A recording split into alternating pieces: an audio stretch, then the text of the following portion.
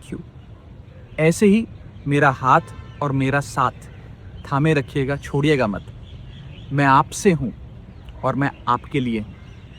और जिन लोगों ने आज पार्लियामेंट में मेरे बोलने का अधिकार मुझसे छीन लिया, मुझे खामोश कर दिया, मैं उन्हें भी कुछ कहना चाहता हूँ।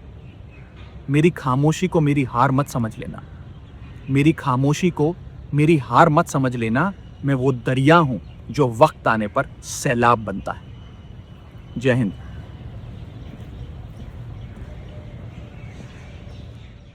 हर हर महादेव। मेरी खामोशी को हार मत समझ लेना।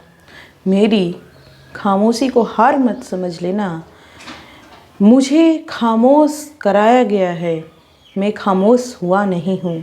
मैं वो दरिया हूँ जो वक्त आने पे सैलाब बन जाता हूँ। ये कहना है राघव चड्ढा का, जिन्होंने अपनी दर्द बयां किया। ये है राघव चड्ढा, जो डिप्टी लीडर थे राज्यसभा में आम आदमी पार्टी के, उनको इस पद से हटा दिया गया है। उसके पीछे का कारण ये है, ये बोल के हटाया गया है कि राघव चड्ढा अच्छे से काम नहीं कर रहे हैं, वो बीजेपी पे अटैक नहीं कर रहे हैं, वो बीजेपी की जो भी चीज़ें चल रही हो, SIR मुद्दा हो, इलेक्शन कमीशन ऑफ इंडिया का मिसयूज़ करना हो, संविधान हो, ये सब पे वो नहीं बोल रहे हैं, इसलिए उनको इस पद से हटा दिया गया है।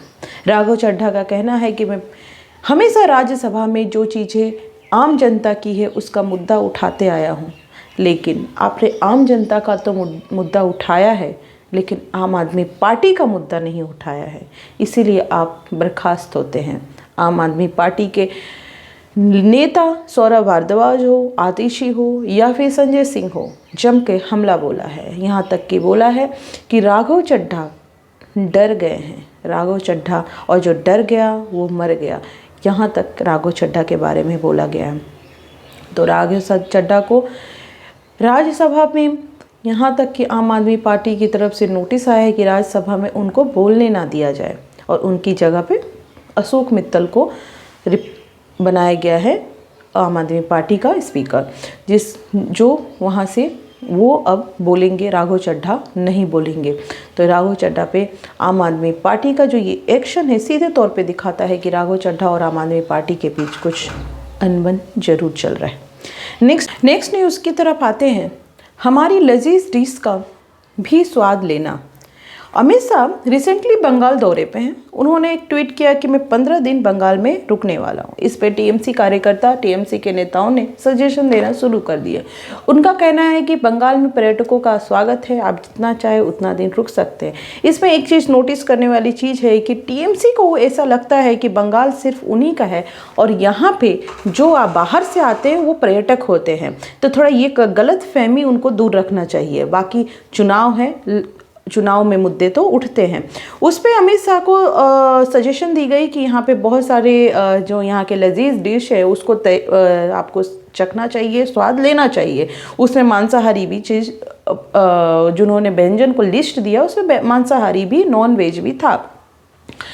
TMC का आरोप है कि यहाँ पे बीजेपी जब आएगी तो यहाँ पे जो फिश है, चिकन है, ये सब दुकानें बंद करवा देगी, ऐसा वहाँ पे लोगों को डराया जा रहा है। लेकिन बीजेपी का कहना है कि वो सिर्फ गौ मांस पे प्रतिबंध लगाएगी और जो आएगी, अगर बीजेपी आती है तो गौ मांस पे बेचने पे रोक लगाएगी। इसी को टारगेट करते हुए TMC ने लोगों के बीच में एक भय किया है कि यहाँ पे जो भी आएगा, बीजेपी अगर आएगी तो नॉन वेज पे रोक लगाया जाएगा। तो जिस पे अमित शाह ने सीधे तौर पे बोला कि हाँ रोक लगाया जाएगा, लेकिन वो गौ मांस पे रोक लगाया जाएगा। नेक्स्ट न्यूज़ की तरफ आते हैं।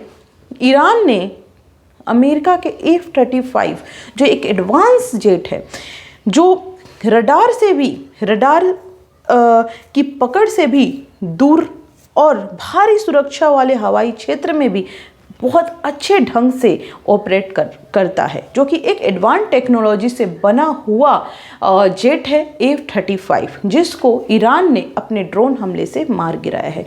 अगर ये बात सच्ची है तो ये सोचने वाली बात है अमेरिका के लिए कि वही अमेरिका जो जोर शोर पे ईरान को तबाह करने के लिए निकला था, आज वही अमेरिका बैक फुट पे तो नहीं बोल सकते, लेकिन हाँ पीछे हटते हुए नज़र ज़रूर आ रहा है, क्योंकि ईरान ने दमखम से उसका सामना किया है।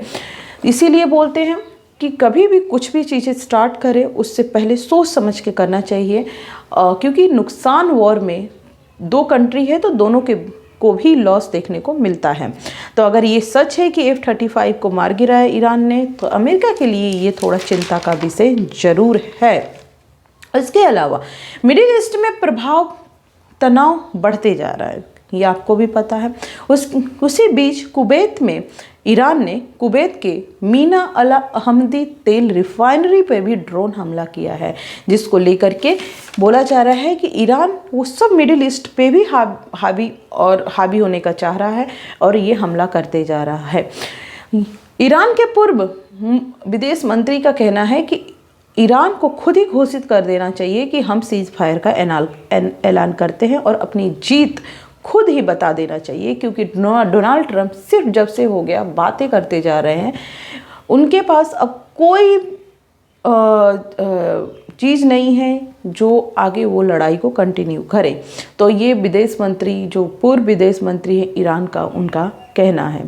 Thank you so much. ऐसी ताज़ा तरीन खबरों देखने के लिए मेरे चैनल को ज़रूर से ज़रूर सब्सक्राइब करें और अपना बहुत बहुत ध्यान रखें। Thank you so much.